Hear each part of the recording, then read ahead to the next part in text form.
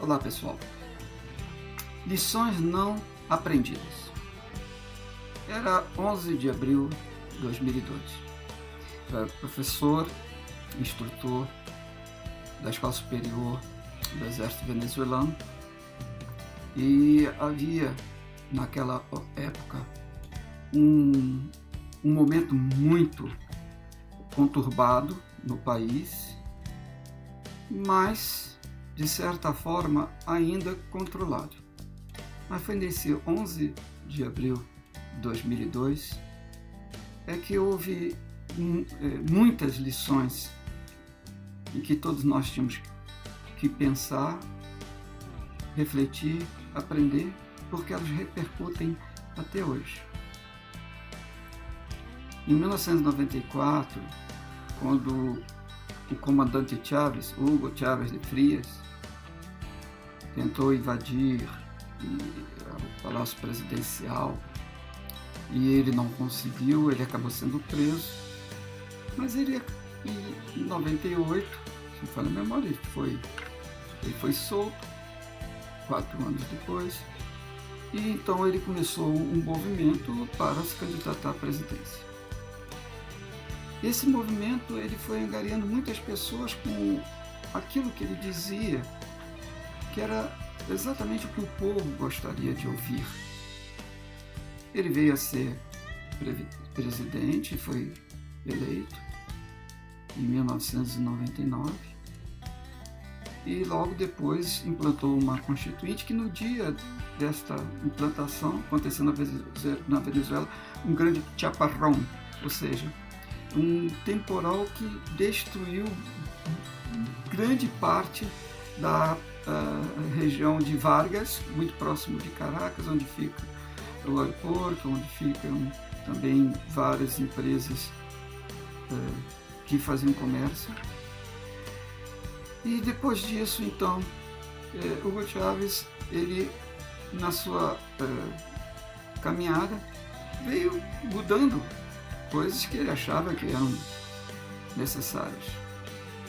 Mas no 11 de abril de 2002, quando o povo já ia para a rua com muita intensidade, onde se viam muitas mortes, em que eu via também muita agressividade de todas as partes, dentro da escola superior nós vimos algo que eu nunca tinha visto, ou seja, os meus colegas, embora fossem meus alunos, mas eram meus colegas de farda, eles iam ouvindo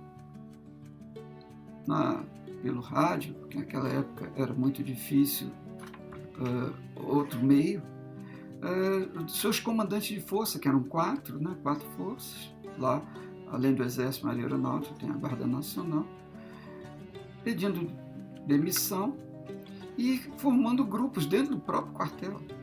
Então eu vi um Forte Tiúna, onde ali tem divisões, onde tem brigadas, começar a se dividir.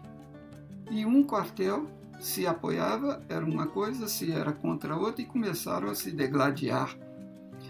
Foi muito impactante, porque a ordem institucional ela se quebrou. E com essa quebra da ordem institucional, surgiu um momento muito delicado, em que houve um vácuo de poder. Realmente, para quem estava lá e viveu, o presidente Hugo Chávez, ele pediu realmente demissão. Fato que depois ele disse que não, mas a história de quem estava lá presente sabe que isso aconteceu. E ele, então, acabou sendo levado para o Forte Tiúna e de Forte Tiúna para uma ilha, onde ele ficou preso lá, Ortilha. E estava eu jogando basquete com meu filho ali na quadra, vi o helicóptero passando. Existem outros detalhes que em um outro momento vou contar. Mas a lição não aprendida foi que não houve uma correta comunicação. Uma correta comunicação com o povo. A lição não aprendida, ela foi muito dolorosa e continua sendo. Porque a comunicação, em todos os casos, ela se divide em notícia e opinião. A partir do momento que a opinião ela se sobrepõe à notícia, a tendência é nós termos um desvio daquilo que conhecemos por verdade. E eu não falo nem a favor e nem contra. Não é este o meu propósito nas lições não aprendidas, mas sim que saibamos definitivamente colocar a notícia como ela é. O fato que as opiniões levaram ao mundo versões das mais diversificadas daquilo que verdadeiramente se viveu na Venezuela no dia 11 de abril de 2002. E a gente vê isso hoje nos meios de comunicação. A gente vê no caso do Brasil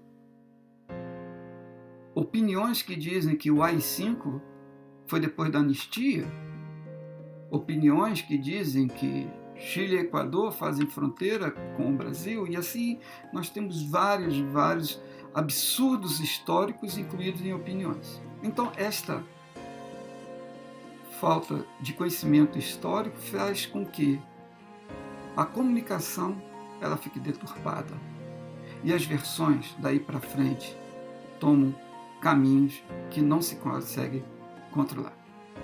A lição não aprendida, já dizia Chacrinha, quem não se comunica, se trumbica.